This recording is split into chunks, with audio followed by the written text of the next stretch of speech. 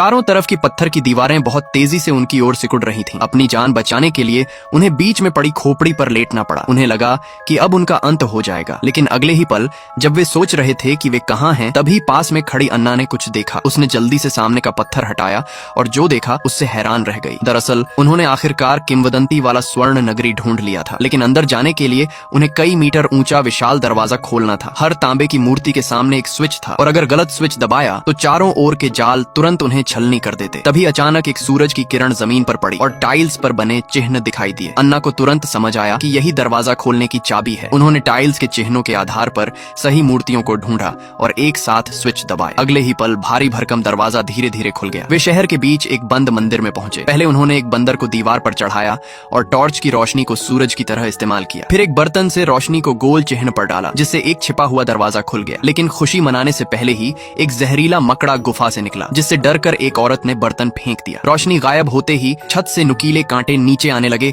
और दरवाजा भी तेजी से बंद होने लगा। सभी ने जल्दी से बचे हुए रास्ते से निकलने की कोशिश की और आखिरी पल में वे बच निकले। लेकिन अभी सांस लेने का मौका भी नहीं मिला था कि सामने का नजारा देखकर वे फिर से हैरान रह गए। गलियारे के अंत में कई टन वजनी सोने की मूर्ति खड़ी थी। जैसे ही वे इसे देखने आगे बढ़े, उनके पैरों तले की पत्थर की पट्टियां अचानक नीचे झुक गई और नीचे नुकीले कांटों का ढेर था। संकट के समय में उन्होंने पूरी ताकत से छलांग लगाई और कांटों से बचकर बाहर निकल आए। आखिरकार उन्होंने खजाने की जगह ढूंढ ली। लेकिन तभी खलनायक मौर्य भी वहां पहुंच गया। उसने घमंड से एक सिक्का मूर्ति के हाथ में रखा, यह सोचकर कि इससे खजाने का दरवाजा खुल जाएगा। लेकिन अचानक उसके पैरों तले का पत्थर टूटने लगा और नीचे उबलता हुआ लावा था, जिसमें गिरने का मतलब था तुरंत राख हो जाना। उसने किनारे को पकड़कर किसी तरह खुद को बचाया। तभी अचानक कुछ आदिवासी वहां आ गए। उनके नेता एक बूढ़ी औरत ने हाथ हिलाया और एक चमकदार सुनहरी रोशनी ने उसे घेर लिया। वह स्वर्ण नगरी की रक्षक थी। अन्ना ने जल्दी से समझाया कि वे खजाना चुराने नहीं बल्कि नगरी के रहस्य जानने आए हैं। जब उसे यकीन नहीं हुआ तो अन्ना ने कुछ करके दिखाया। वह सोने के ढेर के पास गई, एक कटोरे में साफ पानी लिया और उसे सोने की मूर्ति के हाथ में डाला। एक जोरदार आवाज के साथ पीछे का तंत्र खुल गया। अगले ही पल